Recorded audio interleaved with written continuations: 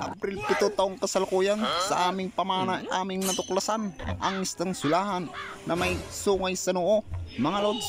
Kaya tinutukan niya ni gas walang pambiling bigas. Sa aming pagsisiya sa pamana ay nakatuklas din kami ng isdang masarap iya o sinigang, mga idol. Ay ito talaga ay ngayon lang lumabas. Ito pa ay talaga namang nakawala sa akin. Kaya buti na lang at aking nakita at naglibot-libot. Ay ito, napana natin mga idol. Napakatamo.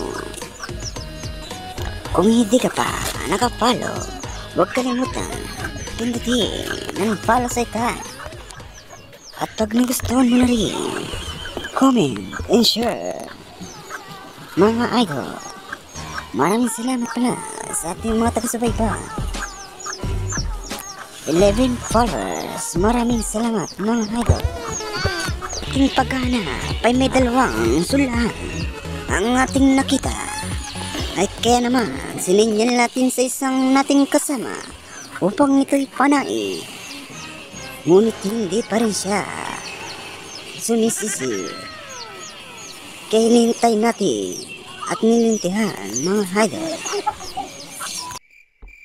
Ito pa, talaga namang gusto niyang itago ang kanyang katawan, ngunit hindi makasukso at walang buta.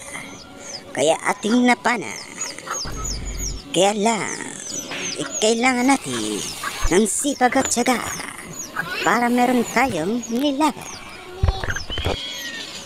Ito, talaga namang napakailap niya. Hinabol na natin. Pero, pagigas natin sumablay mga idol. Dahil mabigat na ang ating isda. Kaya pwede na tayong umuwi. Ito, talaga namang masarap ihaw, sinigang, isdang sulahan. Anong tawag sa inyo niyan mga idol?